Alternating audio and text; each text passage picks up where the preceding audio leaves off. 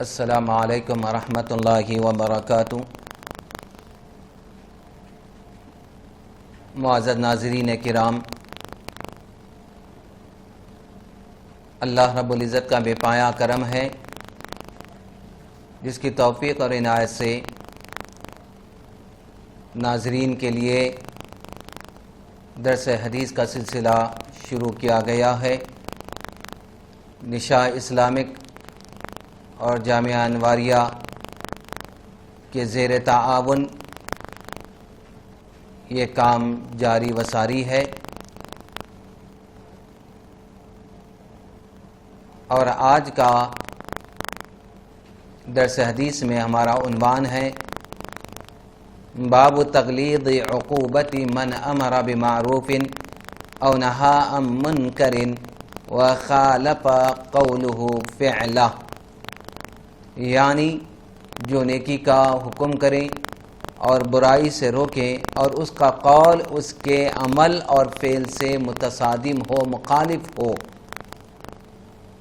تو اس کی سختی اور سزا کی سختی کا بیان ہے۔ یعنی نیکی کا حکم کر رہا ہے، برائی سے روک رہا ہے، لیکن اس کا قول عمل کے مخالف ہے، وہ خود عمل نہیں کر رہا ہے، تو اس کی سزا کی سختی کے بارے میں کیا ارشادات آقا علیہ الصلوۃ والسلام کے اس بیان میں آئے ہیں، نقل کیا جاتا ہے۔ تو آئیے سب سے پہلے آیت کریمہ اس ضمن میں پیش کی جاتی ہے۔ قال اللہ تعالی اتأمرون الناس بالبر وتنسون انفسکم وانتم تتلون الکتاب افلا تعقلون، یہ سورہ بقرہ کی آیت مبارکہ ہے جس میں اللہ رب العزت ارشاد فرما رہا ہے، کیا تم لوگوں کو نیکی کا حکم دیتے ہو اور اپنے آپ کو بھول جاتے ہو جب کہ تم کتاب پڑھتے ہو؟ افلا تعقلون، کیا تم عقل نہیں رکھتے؟ اس آیت مبارکہ کی شرح میں نعیم الدین مراد آبادی علیہ الرحمہ خزان العرفان میں لکھتے ہیں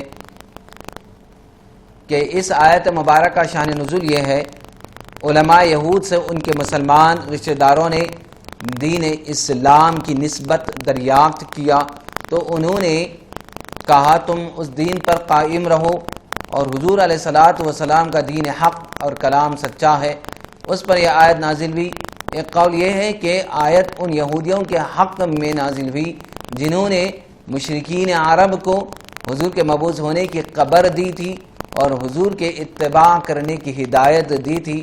پھر جب حضور مبعوث ہوئے تو یہ ہدایت کرنے والے حسد سے خود کافر ہو گئے، اس پر انہی کو توبیخ کی گئی، ان کی ڈانٹ اور ان کی مذمت کی گئی۔ وقال اللہ تعالی یا ایھا الذین آمنوا لم تقولون ما لا تفعلون کبر مقتا عند اللہ ان تقولوا ما لا تفعلون، اللہ رب العزت ارشاد فرمایا، اے ایمان والو، تم یہ بات کیوں کہتے ہو جو تم نہیں کرتے؟ کیسی سخت ہے اللہ کے لیے وہ بات جو تم کہو اور اس پر عمل نہ کرو۔ اس آیت مبارکہ کی شریح نعیم الدین مراد آبادی علیہ رحمہ خزان العرفان میں لکھتے ہیں کہ اس آیت مبارکہ کا شان نزول یہ ہے کہ صحابہ کرام کی ایک جماعت گفتگویں کر رہی تھی۔ یہ وہ وقت تھا جب کہ حکم جہاد نازل نہیں ہوا تھا۔ اس جماعت میں یہ تذکرہ تھا کہ اللہ تعالیٰ کو سب سے زیادہ کیا عمل پیارا ہے، ہمیں معلوم ہوتا تو ہم وہی کرتے، چاہے اس میں ہمارا مال اور ہماری جانیں کام آ جاتی۔ اس پر یہ آیت نازل ہوئی۔ اس آیت کی شان نزول میں اور بھی کئی اقوال آئے ہیں، من جملہ ان کے یہ ایک ہے کہ یہ آیت منافقین کے حق میں نازل ہوئی جو مسلمانوں سے مدد کا جھوٹا وعدہ کرتے تھے۔ وقال اللہ تعالی اخبارا عن شعیب علیہ السلام وما اريد ان اخالفکم الى ما انہاکم عنہ، اللہ نے حضرت شعیب علیہ السلام کو متعلق خبر دیتے ہوئے فرمایا، اور میں نہیں چاہتا ہوں کہ جس بات سے تمہیں منع کرتا ہوں آپ اس کا خلاف کرنے لگو۔ میں نہیں چاہتا ہوں کہ جس بات سے تمہیں منع کرتا ہوں میں اس کا خلاف کرنے لگوں، یعنی اس کی مخالفت کروں۔ اس آیت مبارکہ کی شرح میں حضرت العلامہ محمد نعیم الدین مراد آبادی خزائن العرفان میں لکھتے ہیں کہ امام فخر الدین رازی علیہ رحمٰن نے فرمایا قوم نے حضرت شعیب علیہ السلام کے حلیم و رشید ہونے کا اعتراف کیا تھا، اور ان کا یہ کلام استہزاء نہ تھا، مذاق کے طور پر نہ تھا، بلکہ مدعا یہ تھا کہ آپ باوجود علم و کمال کے ہم کو اپنے مال میں اپنے حسب مرضی تصرف کرنے سے کیوں منع کرتے ہیں؟ اس کا جواب جو حضرت شعیب علیہ السلام نے فرمایا اس کا حاصل یہ ہے کہ جب تم میرے کمال عقل کے معترف ہو تو تمہیں سمجھ لینا چاہیے کہ میں نے اپنے لیے جو بات پسند کی ہے وہی ہوگی جو سب سے بہتر ہو، اور وہ خدا کی توحید اور ناپ تول میں ترک خیانت ہے۔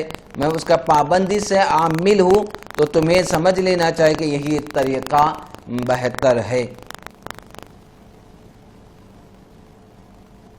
ان آیات طیبات کی پیش کرنے کے بعد اس باب میں آنے والے احادیث جو حضرت العلامہ امام نووی رحمۃ اللہ علیہ نے جمع فرمایا ہے ناظرین کے لیے پیش کیا جاتا ہے۔ وعن ابی زید اسامۃ بن زید بن حارثہ رضی اللہ عنہما قال سمعت رسول اللہ صلی اللہ علیہ وسلم یقول یعطى برجل یوم القیامۃ فیلقى فی النار فتندلق اقطاب بطنه فیدور بها كما يدور الحبار في الرحى فيجتمع إليه أهل النار فيقولون يا فلان ما لك ألم تك تأمر بالمعروف وتنهى عن المنكر فيقول بلى كنت آمر بالمعروف ولا آتيه وأنهى عن المنكر وآتيه متفق علیہ۔ حضرت ابو اسامہ بن زید بن حارثہ رضی اللہ تعالیٰ عنہ سے روایت ہے کہ میں نے آقا علیہ الصلوۃ والسلام فرماتے ہوئے سنا قیامت کے ایک آدمی کو لا کر جہنم میں ڈال دیا جائے گا، اس کے پیٹ کی آنتیں باہر آ جائیں گی اور وہ یوں گھومے گا جیسا گدھا چکی میں گھومتا ہے، اس پر دیگر دوزخی اکٹھے ہو جائیں گے۔ پس وہ اس سے کہیں گے کہ اے فلاں تجھے کیا ہوا؟ کیا تو نیکی کا حکم نہ کرتا تھا؟ کیا برائی سے نہ روکتا تھا؟ وہ کہے گا ہاں میں نیکی کا حکم دیا کرتا تھا لیکن خود نیکی نہ کرتا تھا، اور برائی سے روکتا تھا لیکن خود نہ رکتا تھا۔ یہ متفق علیہ روایت ہے۔ اس حدیث مبارکہ کی ترجمے کے بعد شرح کی جانب تفصیل کی جانب ہم متوجہ ہوتے ہیں۔ حکیم الامت حضرت مفتی احمد یارقا علیہ الرحمہ اس حدیث کے تحت لکھتے ہیں کہ اس حدیث شریف میں اس بات کی تعلیم دی گئی کہ نیکی کا حکم دینے اور برائی سے روکنے والا خود بھی باعمل ہو، اگر وہ خود اچھے اعمال نہیں کرتا اور برائی سے اجتناب نہیں کرتا تو سزا کا مستحق ہوگا، العیاذ باللہ منہ۔ اور اس کی بنیادی وجہ یہ ہے کہ باعمل آدمی کو تبلیغ سے انکار کی گنجائش نہیں ہوتی، اور یوں اس کا اپنا عمل دوسروں کے عمل کے لیے ترغیب اور تحریض کا کام دیتا ہے، لیکن یہ بات بھی پیش نظر رہے کہ کوتاہی یا لاپرواہی کی وجہ سے مبلغ اعمال صالحات سے کنارہ کشی رکھتا ہے یا نفس و شیطان کے دھوکے میں آ کر برائی کا مرتکب ہوتا ہے تو اسے امر بالمعروف اور نہی عن المنکر کا فریضہ انجام دینے سے ہاتھ نہیں کھینچنا چاہیے، بلکہ ساتھ ساتھ اپنی اصلاح کی کوشش بھی کرنی چاہیے۔ امام اہل سنت امام احمد رضا خان رحمۃ اللہ علیہ فرماتے ہیں کہ شریعت کا عالم اگر باعمل بھی ہو تو چاند ہے کہ خود ٹھنڈا اور دوسروں کو روشنی دینے والا، اور اگر باعمل نہ ہو تو شمع کی طرح ہے، خود جلے مگر دوسروں کو روشنی دے۔ یہ مثال آپ نے فرمائی ہے۔ چنانچہ آقا علیہ الصلوۃ والسلام نے فرمایا شخص کی مثال جو لوگوں کو بھلائی سکھاتا اور خود بھلا ہوا ہے، اس چراغ کی بتی کی طرح ہے جو لوگوں کو روشنی دیتا ہے اور خود جلتا ہے۔ نیز آقا علیہ الصلوۃ والسلام نے فرمایا جب کوئی شخص قرآن پڑھ لے اور آقا علیہ الصلوۃ والسلام کی حدیث خوب یاد کر لے اور اس کے ذریعے طبیعت سلیقہ دار رکھتا ہو تو وہ انبیاء کے نائبوں میں سے ایک ہے۔ دیکھو یہاں وارث اللہ تعالیٰ نے خلیفۃ الانبیاء ہونے کے لیے صرف 3 شرطیں مقرر فرمائی کہ قرآن و حدیث جانے اور اس کی سمجھ رکھتا ہو۔ خلیفہ و وارث میں فرق ظاہر ہے، آدمی کی تمام اولاد اس کی وارث ہے مگر جانشین ہونے کی لیاقت ہر ایک میں نہیں۔ تو یہ نیکی کے حکم دینے اور برائی سے منع کرنے اور خود عمل کرنے اور برائی سے خود روکنے کے بیان میں یہ احادیث مبارکہ، یہ مختصر سا بیان یہاں ختم ہوتا ہے۔ اب آگے اور ایک نئے باب کی جانب ہم چلتے ہیں۔ نیا عنوان ہے امانت کی ادائیگی کا حکم۔ امام نووی رحمۃ اللہ علیہ لکھتے ہیں باب الامر باداء الامانہ، یعنی امانت کی ادائیگی کا حکم۔ اللہ رب العزت امانت کی ادائیگی کے بارے میں ارشاد فرماتا ہے، قال اللہ تعالی ان اللہ یأمرکم ان تؤدوا الامانات الی اہلہا۔ اس سورہ نساء کی آیت مبارکہ ہے۔ اللہ نے ارشاد فرمایا اللہ تم کو حکم دیتا ہے کہ امانتیں ان کے اہل کی طرف ادا کرو۔ وقال اللہ تعالی انا عرضنا الامانۃ علی السماوات والارض والجبال فابین ان یحملنها واشفقن منها وحملها الانسان انه كان ظلوما جہولا۔ سورہ احزاب کی آیت مبارکہ ہے جس میں اللہ رب العزت نے ارشاد ہم نے امانت کو آسمان و زمین اور پہاڑوں پر پیش کیا اور انہوں نے اٹھانے سے انکار کیا اور ڈر گئے اور انسان نے اس کو اٹھا لیا، یقیناً وہ بڑا ظالم، بڑا ناسمجھ ہے۔ اس آیت مبارکہ کی تشریح میں نعیم الدین مراد آبادی تفسیر کرتے ہوئے خزائن العرفان میں لکھتے ہیں حضرت ابن عباس رضی اللہ تعالیٰ عنہما نے فرمایا کہ امانت سے مراد طاعت و فرائض ہیں جنہیں اللہ تعالیٰ نے اپنے بندوں پر پیش کیا، انہی کو آسمان و زمین و پہاڑوں پر پیش کیا تھا۔ اگر وہ انہیں ادا کریں گے تو ثواب دیے جائیں گے، نہ ادا کریں گے تو عذاب کیے جائیں گے۔ حضرت ابن مسعود رضی اللہ تعالیٰ نے فرمایا کہ امانت نمازیں ادا کرنا، زکوٰۃ دینا، رمضان کے روزے رکھنا، خانہ کعبہ کا حج کرنا، سچ بولنا، ناپ تول میں اور لوگوں کی ودیعتوں میں عدل کرنا ہے۔ بعضوں نے کہا امانت سے مراد وہ تمام چیزیں جن کا حکم دیا گیا اور جن کی ممانعت کی گئی، جس سے روکا گیا۔ حضرت عبداللہ ابن عمرو بن عاص رضی اللہ عنہ نے فرمایا تمام اعضاء، کان، ہاتھ، پاؤں وغیرہ سب امانت ہے، اس کا ایمان ہی کیا جو امانت دار نہ ہو۔ حضرت ابن عباس رضی اللہ تعالیٰ عنہما نے فرمایا کہ امانت سے مراد لوگوں کی ودیعتیں اور وعدوں کا پورا کرنا ہے۔ تو ہر مومن پر فرض ہے کہ نہ کسی مومن کی خیانت کرے، نہ کافر معاہدے کی، نہ قلیل میں نہ کثیر میں، نہ زیادہ میں نہ کم میں۔ اللہ تعالیٰ نے امانت آیان سماوات و ارض و جبال پر پیش فرمائی، پھر ان سے فرمایا کیا تم ان امانتوں کو ماں اس کی ذمہ داری کے اٹھاؤ گے؟ انہوں نے عرض کیا ذمہ داری کیا ہے؟ فرمایا یہ کہ اگر تم انہیں اچھی طرح ادا کرو تو تمہیں جزا دی جائے گی اور اگر نافرمانی کرو تو تمہیں عذاب کیا جائے گا۔ انہوں نے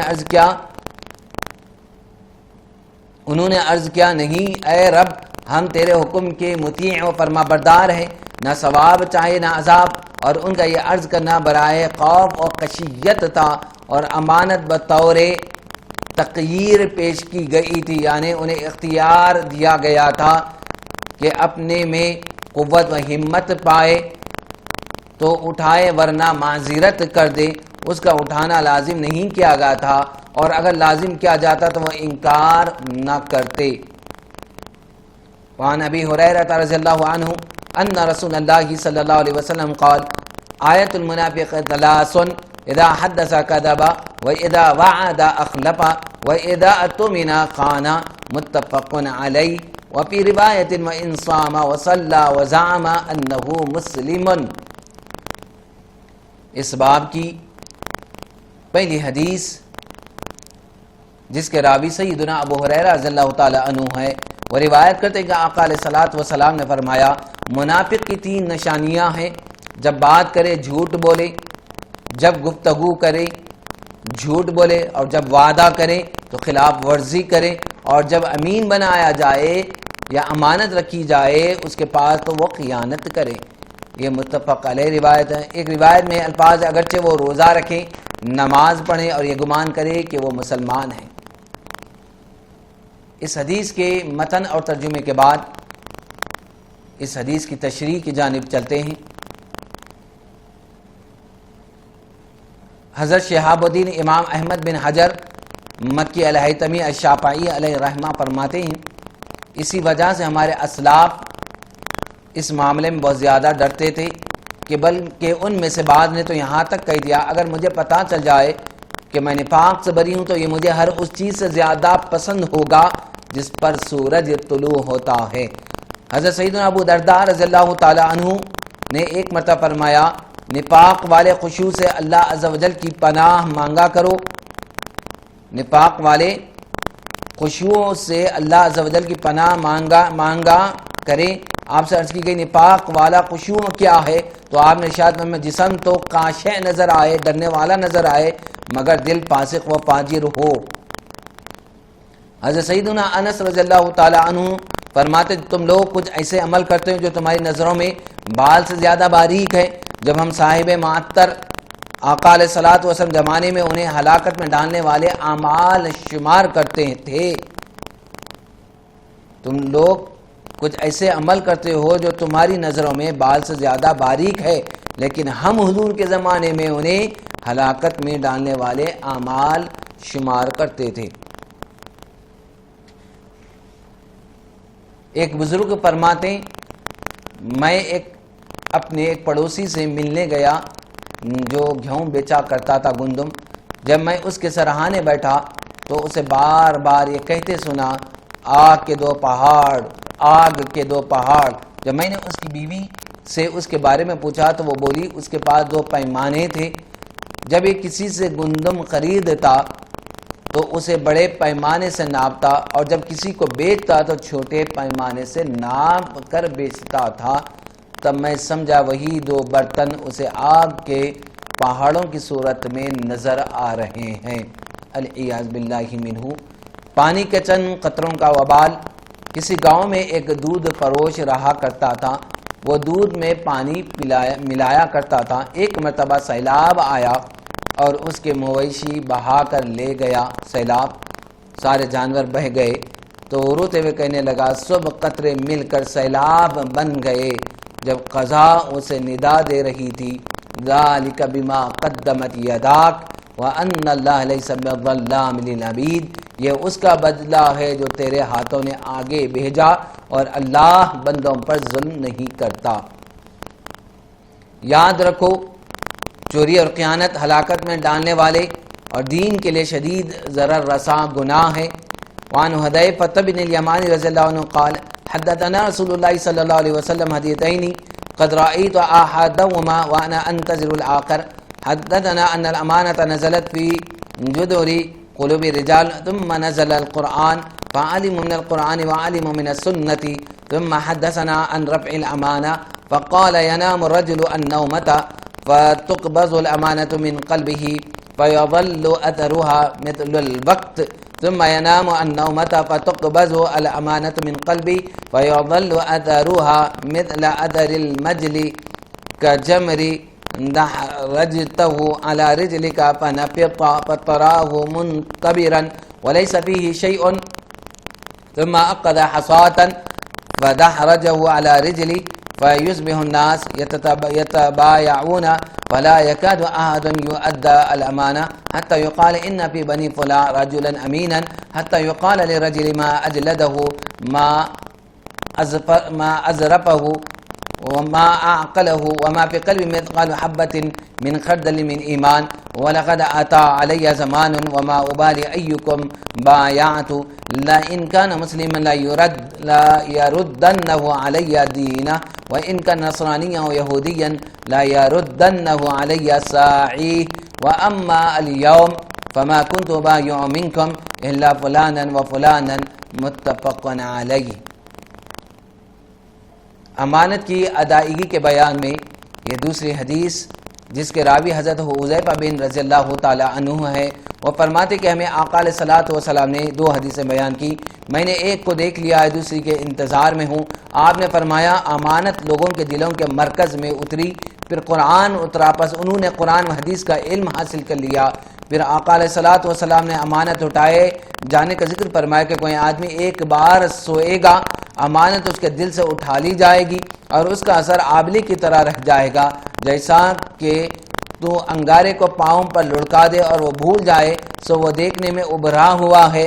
لیکن اندر سے خالی ہے، پھر آپ نے ایک کنکری پکڑی اور آپ نے پاؤں پر لڑکا دی، پھر لوگ اس طرح ہو جائیں گے کہ آپس میں خرید و فروخت کرتے ہوں گے لیکن امانت کی ادائیگی کے قریب بھی کوئی نہ ہوگا، یہاں تک کہ کسی آدمی کے بارے میں کہا جائے گا کہ فلاں بڑا امانت دار ہے، حتیٰ کہ کہا جائے گا کہ وہ کتنا طاقتور ہے، کتنا سمجھدار ہے، کتنا عقل مند ہے، اور حال یہ ہوگا کہ اس آدمی کے دل میں رائی کے دانے کے برابر ایمان بھی نہ ہوگا۔ حضرت حذیفہ رضی اللہ تعالیٰ عنہ کہتے ہیں کہ قسم ہے مجھ پر ایک زمانہ گزرا کہ مجھے بیع کرتے وقت یہ پرواہ نہ ہوتی کہ کس سے بیع کرتا ہوں، کہ اگر وہ نصرانی یا یہودی ہے تو اس کو قانون والے مجبور کر لیں گے، اور اگر مسلمان ہے تو اس کا دین اس کو ادائیگی پر مجبور کرے گا، لیکن آج میں تم میں صرف فلاں اور فلاں سے خرید فروخت کروں گا۔ اس حدیث مبارکہ کے متن اور ترجمے کے بعد تشریح کی جانب ہم چلتے ہیں۔ آقا علیہ الصلوۃ والسلام کا ارشاد گرامی ہے، مومن ہر عادت اپنا سکتا ہے مگر جھوٹا اور خائن یعنی خیانت کرنے والا نہیں ہو سکتا۔ آقا علیہ الصلوۃ والسلام کا مزید ارشاد گرامی ہے، سب سے پہلے لوگوں سے امانت اٹھائی جائے گی، آخر میں نماز باقی رہ جائے گی، اور بہت سے نمازی ایسے ہوں گے جن میں کوئی بھلائی نہ ہوگی۔ آقا علیہ الصلوۃ والسلام نے ہمیں بتایا جو امانت دار نہیں اس کا کوئی ایمان نہیں، اور جس کا وضو نہیں اس کی کوئی نماز نہیں۔ حضرت سیدنا علی کرم اللہ وجہہ فرماتے ہیں، ہم آقا علیہ الصلوۃ والسلام کی بارگاہ میں حاضر تھے کہ مدینے کے بالائی حصے کی بستی کے ایک شخص نے حاضر ہو کر عرض کی، یا رسول اللہ صلی اللہ علیہ وسلم، مجھے اس دین کی سب سے مشکل اور سب سے آسان چیز کے بارے میں بتائیے۔ تو آقا علیہ الصلوۃ والسلام نے ارشاد فرمایا، اس کی آسان ترین چیز یہ ہے کہ اس بات کی گواہی دینا کہ اللہ کے علاوہ کوئی معبود نہیں، اور آقا علیہ الصلوۃ والسلام اللہ عز و جل کے بندے اور رسول ہیں۔ اور اے بالائی بستی کے رہنے والے، اس کی مشکل ترین چیز، اس دین کی مشکل ترین چیز امانت ہے۔ بے شک جو امانت دار نہیں، جو امانت ادا نہیں کرتا، اس کا نہ کوئی دین ہے، نہ نماز ہے، اور نہ ہی زکوٰۃ۔ مزید آقا علیہ الصلوۃ والسلام کا ارشاد گرامی، تم میں سب سے بہتر میرا زمانہ ہے، پھر وہ لوگ جو ان سے ملے ہوں گے، پھر وہ جو ان سے ملے ہوں گے، پھر ان کے بعد ایسے لوگ آئیں گے جو گواہی دیں گے تو ان کی گواہی قبول نہ کی جائے گی، خیانت کریں گے اور امانت دار نہیں ہوں گے، نظریں مانیں گے اور پوری نہیں کریں گے، ان میں موٹاپا ظاہر ہوگا۔ حضرت سیدنا عبداللہ ابن مسعود رضی اللہ تعالیٰ فرماتے ہیں، راہ خدا میں شہید ہونا امانت میں خیانت کے علاوہ تمام گناہوں کو مٹا دیتا ہے۔ مزید فرماتے ہیں، قیامت کے دن ایک بندہ ایسا لایا جائے گا اگرچہ اسے راہ خدا عز و جل میں شہید کر دیا گیا ہو، پھر اسے کہا جائے امانت ادا کرو، وہ عرض کرے گا اے میرے رب کیسے ادا کروں، دنیا تو ختم ہو گئی۔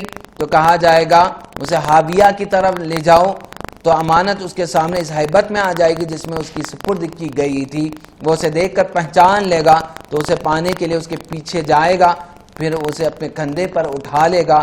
جب اسے گمان ہوگا کہ وہ جہنم سے نکل آیا ہے تو امانت اس کے کندھے سے پھسل کر پھر جہنم میں جا گرے گی اور وہ ہمیشہ اس کے پیچھے جاتا رہے گا۔ پھر فرمایا نماز امانت ہے، وضو امانت ہے، ناپ تول امانت ہے، اور بہت سی چیزوں کو شمار کر کے فرمایا ان سب میں سخت تر وہ اشیاء ہے جو تمہارے پاس حفاظت کے لیے رکھی جاتی ہے۔ حضرت سیدنا زادان رضی اللہ عنہ کہتے ہیں، میں نے حضرت سیدنا زید بن عامر رضی اللہ تعالیٰ عنہ کے پاس آیا اور ان سے کہا کہ آپ نہیں دیکھتے کہ حضرت سیدنا عبداللہ بن مسعود رضی اللہ تعالیٰ عنہ کیا فرما رہے ہیں؟ انہوں نے ایسا کہا تو حضرت سیدنا زید رضی اللہ عنہ نے ارشاد فرمایا، انہوں نے سچ کہا ہے، کیا تم نے اللہ کا یہ فرمان نہیں سنا؟ بے شک اللہ تمہیں حکم دیتا ہے کہ امانتیں جن کی ہے انہیں سپرد کرو، ان تؤدوا الامانات الی اہلھا۔ اب آگے حدیث مبارکہ کی جانب چلتے ہیں۔ وعن حذیفہ وعن ابی ہریرہ رضی اللہ عنہما قال رسول اللہ صلی اللہ علیہ وسلم یجمع اللہ تبارک و تعالی الناس فیقوم المؤمنون حتی تزلف لهم الجنہ فیأتون آدم صلوات اللہ علیہ فیقولون یا ابانا استفتح لنا الجنہ فیقول وهل اخرجکم من الجنہ الا خطیئۃ ابیکم لست بصاحب ذلک اذهبوا الى ابن ابراہیم خلیل اللہ قال فیاتون ابراہیم فیقول ابراہیم علیہ السلام لست بصاحب ذلک انما كنت خلیلا من وراء اعمدوا الى موسى الذي كلمه الله تكليما فيأتون موسى فيقول لست بصاحب ذلك اذهبوا الى عيسى كلمة الله وروحه فيقول عيسى لست بصاحب ذلك فيأتون محمدا صلی اللہ علیہ وسلم فیقوم فیؤذن له وترسل الامانة والرحم فیقومان جنبی الصراط یمینا وشمالا فیمر اولکم کالبرق قلت بأبی وأمی ای شیء کمر البرق قال الم تروا کیف یمر ویرجع بطرفة عین ثم كمر الريح ثم كمر الطير وشد الرجال تجري بهم أعمالهم ونبيكم قائم على الصراط يقول رب سلم سلم حتى تعجز أعمال العباد حتى يجيء الرجل لا يستطيع السير إلا زحفا وفي حافتي الصراط كلاليب معلقة مأمورة بعقد من أمرت به فمقدوش ناج ومقدس في النار والذي نفس ابی ہریرہ بیدہ ان قعر جہنم ل70 خریفا رواہ مسلم۔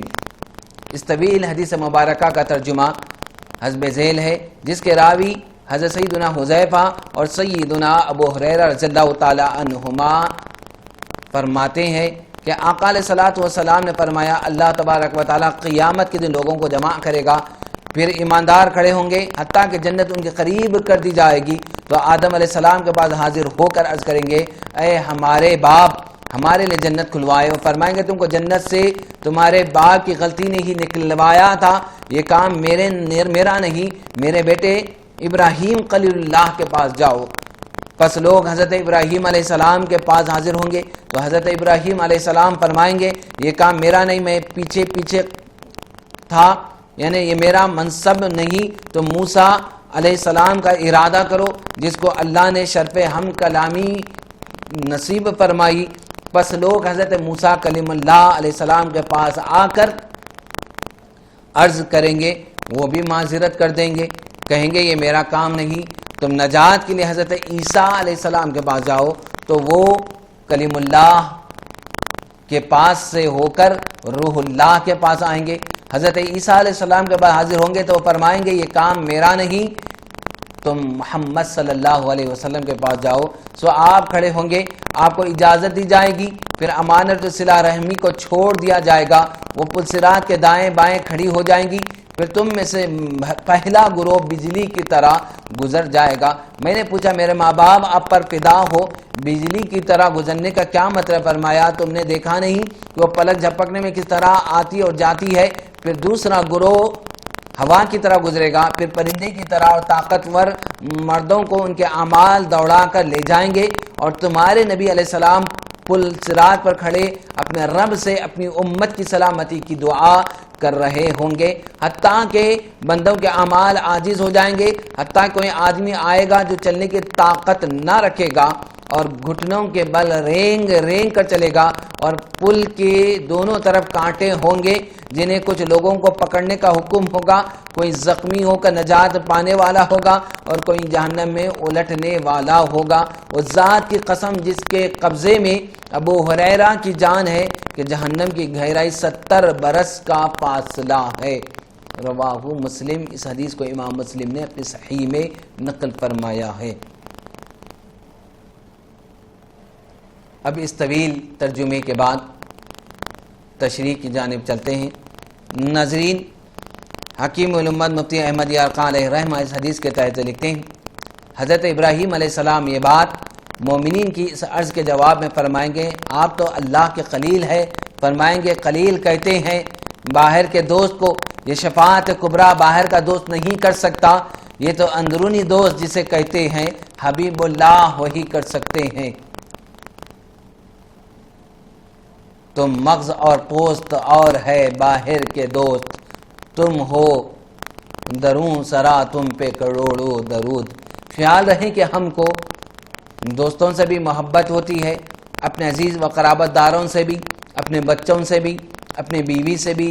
دوست یار بیٹھک میں ملتے ہیں، یہ ہے بیرونی دوست. عزیز و قارب دار عام حالت میں گھر میں آ کر ملتے ہیں، یہ ہے دروں خانہ کے دوست. مگر گھر کے اندر رہنے سہنے والے اپنے بال بچے ہوتے ہیں، یہ ہے اندرونی دوست. خلوت صرف بیوی سے ہوتی ہے، یہ ہے خاص الخاص محبوبہ و رازدار دوست. سارے انبیاء اللہ کے پیارے ہیں علیہ السلام، مگر حضور علیہ الصلاۃ والسلام خلوت خاص کے رازدار محبوب ہے. اس لیے موسیٰ علیہ السلام سے رب تعالیٰ نے وادی سینا میں جو کلام کیا سب کچھ محبوب کو بتا دیا. وما تلک بیمینک یا موسیٰ، مگر جو کلام معراج کے خلوت خانے میں اپنے محبوب سے کیا وہ کسی کو نہ بتایا. بس اتنا کہا فاوحا الی عبدہ ما اوحا، وہاں اپنے بندے کو جو وحی کی وہ کی. یہ ہے اندرون خانہ کی محبت. اللہم صلی علی سیدنا محمد وعلی آلہ وصحبہ وسلم. یہ شان ہمارے آقا علیہ الصلوۃ والسلام کی ہے. آئے حضرت ابو موسیٰ اشعری رضی اللہ تعالیٰ عنہ سے روایت ہے کہ آقا علیہ الصلوۃ والسلام نے فرمایا مجھے حق شفاعت اور بغیر حساب میری نصف امت کے جنت میں داخل کیے جانے کا اختیار مجھے دیا گیا. پس میں نے شفاعت کو اختیار کر لیا کیونکہ یہ زیادہ عام اور زیادہ کفایت کرنے والی ہے. تمہارا کیا خیال ہے کہ وہ متقین کے لیے ہے؟ نہیں، بلکہ وہ تو گناہگاروں، خطا کاروں اور معصیت میں آلودہ لوگوں کے لیے ہے. شفاعتی لأہل الکبائر، آقا علیہ الصلوۃ والسلام نے فرمایا کہ میری سفارش کرنا، میری شفاعت ان لوگوں کے لیے ہے جو اہل کبائر کے لیے، جو گناہ کبیرہ کے مرتکب ہو گئے، ان لوگوں کے لیے میری شفاعت کام آئے گی. حضرت عبداللہ ابن عمر رضی اللہ تعالی عنہما سے روایت ہے کہ آقا علیہ الصلوۃ والسلام نے فرمایا مجھے حق شفاعت یعنی بغیر حساب میری نصف امت کے جنت میں داخل ہونے کا اختیار مجھے دیا گیا. مجھے آدھی امت بغیر حساب کے جنت میں داخلے کا اختیار دیا گیا، لیکن میں نے یہ سودے کو منظور نہیں کیا. بس میں نے شفاعت کو اختیار کر لیا کیونکہ یہ زیادہ عام اور زیادہ کفایت کرنے والی ہے. تمہارا کیا خیال ہے کہ وہ متقین کے لیے ہے جو میں نے شفاعت کا حق لیا ہے؟ متقین تو اپنے عمل کے باعث جنت میں چلے جائیں گے، نہیں، بلکہ وہ تو میں معصیت میں آلودہ لوگوں کے لیے اور خطا کاروں کے لیے شفاعت کا حق میں نے لیا ہوں، جن کو خدا پکڑ لے گا ان کے برے اعمال کے باعث، ان کے برے کرتوتوں کے باعث، اور میں اپنی سفارش کے ذریعے چھوڑا کر میں انہیں جنت میں بھیجوں گا. یہ ہے آقا علیہ الصلوۃ والسلام کی شفاعت. اسی لیے آپ کو شفیع اعظم کہا جاتا ہے.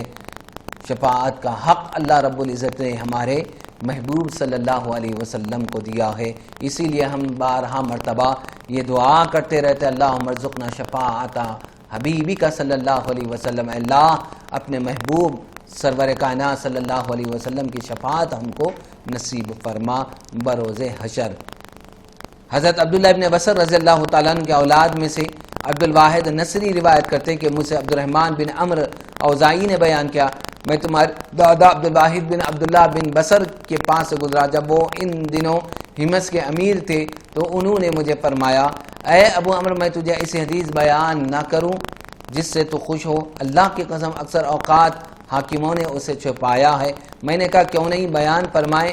انہوں نے پر مجھ سے میرے والد عبداللہ ابن بصر رضی اللہ عنہ نے بیان کیا ہم ایک روز آقا علیہ الصلوۃ والسلام کے گھر کے صحن میں بیٹھے ہوئے تھے کہ آپ صلی اللہ علیہ وسلم ہمارے پاس خوشی سے چمکتے چہرے کے ساتھ تشریف لائے تو ہم ادباً تعظیماً آقا علیہ الصلوۃ والسلام کے چہرے کے رخ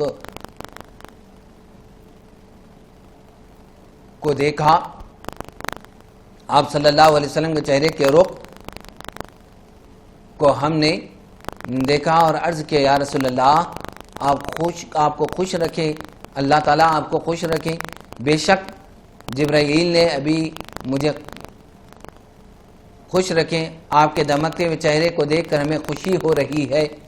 پس آقا علیہ الصلوۃ والسلام نے فرمایا بے شک جبرائیل نے ابھی مجھے خوشخبری سنائی ہے کہ اللہ تعالیٰ نے مجھے شفاعت کا حق عطا کیا ہے، یہ میری امت کے گناہ گاروں اور گناہ سے بوجھل افراد کے لیے ہے۔ اللہ نے مجھے خوشخبری سنائی ہے شفاعت کی، اور مجھے اللہ نے شفاعت کا حق دیا، یہ میری امت کے گناہ گاروں اور گناہ سے بوجھل افراد کے لیے ہے۔ حضرت ابو امامہ رضی اللہ تعالیٰ عنہ سے روایت ہے کہ آقا علیہ الصلوۃ والسلام نے ارشاد فرمایا اپنی امت کے برے لوگوں کے لیے سب سے بہتر آدمی میں ہوں۔ حضور علیہ الصلوۃ والسلام کے صحابہ میں سے کسی نے عرض کیا یا رسول اللہ، امت کے اچھے لوگوں کے لیے آپ کیسے ہیں؟ آپ صلی اللہ علیہ وسلم نے ارشاد فرمایا میری امت کے گناہ گار لوگوں کو اللہ میری شفاعت سے جنت میں داخل کرے گا، جبکہ میری امت کے اچھے لوگ اللہ تعالیٰ ان کے اعمال کی وجہ سے جنت میں داخل فرمائے گا۔ حضرت بریدہ رضی اللہ عنہ سے روایت ہے کہ میں نے آقا علیہ الصلوۃ والسلام 3 مرتبہ فرماتے ہوئے سنا درختوں اور پتھروں کی مقدار سے زیادہ، ہم نے بغیر سمجھے تائید کرتے ہوئے عرض کیا جی ہاں ایسے ہی ہے، تو آپ صلی اللہ علیہ وسلم نے ارشاد فرمایا وہ ذات کی قسم جس پہ قبضہ خود میری جان ہے، بے شک میری شفاعت پتھروں اور درختوں کی مقدار سے بھی زیادہ ہوگی۔ حضرت عوف بن مالک رضی اللہ عنہ سے روایت کرتے ہوئے فرماتے ہیں، حضرت عوف بن مالک اشجعی رضی اللہ عنہ روایت کرتے ہوئے فرماتے ہیں کہ ہم نے آقا علیہ الصلوۃ والسلام کے ساتھ ایک سفر کے دوران راستے میں قیام کیا، رات کا ایک حصہ گزرنے پر میری آنکھوں سے نیند غائب ہو گئی، جس کے باعث میں سو نہ سکا تو اٹھ کھڑا ہوا۔ اس وقت لشکر میں کوئی بھی ایسا جانور نہ تھا جو سو نہ گیا ہو۔ کجاوے کے پچھلے حصے کی جانب کچھ گڑبڑ ہونے کا میرے ذہن میں خیال آیا، تو میں نے اپنے آپ سے کہا میں نبی اکرم صلی اللہ علیہ وسلم کے پاس جاؤں گا تاکہ ان کی حفاظت کا فریضہ سر انجام دے سکوں، یہاں تک کہ صبح ہو جائے۔ پس میں کجاوے کے درمیان سے گزرتا ہوا آقا علیہ الصلوۃ والسلام کے کجاوے تک پہنچا تو آپ اپنے کجاوے پر موجود نہ تھے، لہٰذا میں کجاووں کو عبور کرتا لشکر سے باہر نکل گیا تو اچانک میں نے کسی چیز کا سایہ دیکھا، میں نے اس کی طرف بڑھنے کا ارادہ کیا تو وہ ابو عبیدہ بن جراح اور معاذ بن جبل تھے رضی اللہ تعالیٰ عنہ۔ انہوں نے مجھ سے کہا کس چیز نے تمہیں اس لشکر سے نکالا؟ میں نے کہا جس نے تمہیں نکالا ہم سے تھوڑا ہی دور ایک باغ تھا، ہم اس باغ کی طرف بڑھنے لگے، اس دوران ہم نے اس میں مکھیوں کے بنبنانے یا ہلکی سی ہوا چلنے جیسی آواز سنی، بس ہمیں اس میں سے آقا علیہ الصلوۃ والسلام کی آواز سنائی دی۔ آپ صلی اللہ علیہ وسلم نے فرمایا کیا یہاں ابو عبیدہ بن جراح ہے؟ ہم نے عرض کیا جی ہاں۔ آپ صلی اللہ علیہ وسلم نے فرمایا اے معاذ بن جبل بھی ہے؟ ہم نے عرض کیا جی ہاں۔ آپ نے فرمایا عوف بن مالک بھی ہے؟ ہم نے عرض کیا جی ہاں موجود ہے۔ بس نبی اکرم صلی اللہ علیہ وسلم ہماری طرف تشریف لائے تو ہم اٹھ کھڑے ہوئے، نہ ہم نے آپ سے کچھ عرض کیا اور نہ آپ نے ہمیں کچھ ارشاد فرمایا، یہاں تک کہ آپ اپنی سواری کی طرف لوٹ آئے تو حضور علیہ الصلوۃ والسلام نے فرمایا کیا میں تمہیں خبر نہ دوں کہ میرے رب نے ابھی مجھے کیا اختیار دیا ہے؟ ہم نے عرض کیا کیوں نہیں یا رسول اللہ، آپ ضرور ارشاد فرمائے۔ تو حضور نے فرمایا اس نے مجھے یہ اختیار دیا ہے کہ میری تہائی امت بغیر حساب و کتاب اور عذاب کے جنت میں داخل ہو جائے یا میں شفاعت کروں۔ ہم نے عرض کیا یا رسول اللہ آپ نے کیا اختیار فرمایا؟ آپ صلی اللہ علیہ وسلم نے فرمایا میں نے شفاعت کو اختیار کر لیا۔ ہم تمام نے عرض کیا یا رسول اللہ آپ اللہ تعالیٰ سے دعا کریں کہ وہ ہمیں آپ کی شفاعت میں شامل فرما لے۔ تو آپ صلی اللہ علیہ وسلم نے ہمیں فرمایا بے شک میری شفاعت ہر مسلمان کے لیے، ہمیں آپ کی شفاعت میں شامل فرما لے۔ کون؟ صحابہ عرض کر رہے ہیں تو حضور صلی اللہ علیہ وسلم نے ہمیں فرمایا بے شک میری شفاعت ہر مسلمان کے لیے۔ سبحان اللہ۔ تو یہ آقا علیہ الصلوۃ والسلام نے شفاعت والا سودا اختیار کیا ہے، سفارش والا اختیار آقا علیہ الصلوۃ والسلام نے پسند فرمایا۔ حضرت عبداللہ بن بصر رضی اللہ عنہ سے روایت ہے کہ کہ آقا علیہ الصلوۃ والسلام نے فرمایا جبرائیل نے رات کو میرے پاس حاضر ہو کر مجھے خوشخبری دی کہ اللہ تعالیٰ نے مجھے شفاعت کا حق عطا کیا۔ ہم نے عرض کیا یا رسول اللہ کیا یہ بنی ہاشم کے لیے خاص ہے؟ تو حضور علیہ الصلوۃ والسلام فرمایا نہیں۔ ہم نے عرض کیا یہ کیا قریش میں ہی عام ہے؟ فرمایا نہیں۔ ہم نے عرض کیا کیا یہ آپ کی ساری امت کے لیے ہے؟ آپ صلی اللہ علیہ وسلم نے اپنا ہاتھ مبارک سے اشارہ کیا اور فرمایا یہ میری امت کے گناہ گاروں اور گناہ سے بوجھل افراد کے لیے ہے۔ اللہ رب العزت سے دعا ہے کہ اے اللہ ہمیں بھی آقا علیہ الصلوۃ والسلام کی بروز حشر شفاعت عظمیٰ کا حقدار بنا۔ اے اللہ ہم کو حضور کی شفاعت نصیب فرما۔ اے اللہ حضور کے وسیلے جلیلہ سے حضور کے شفاعت عظمیٰ کے واسطے سے اے اللہ ہمیں بھی جنت میں اعلیٰ مقام عطا فرما۔ حضور کی رفاقت، حضور کی زیارت، حضور کی شفاعت نصیب فرما۔ واسطہ تجھ کو تیرے محبوب صلی اللہ علیہ وسلم کا، تیرے محبوب انبیاء کا، تیرے مقربین اولیاء اور صلحاء کا واسطہ۔ اے اللہ ہماری دعا کو قبول فرما۔ وصلی اللہ تعالی علی سیدنا محمد وعلی آلہ وصحبہ اجمعین والحمد للہ رب العالمین۔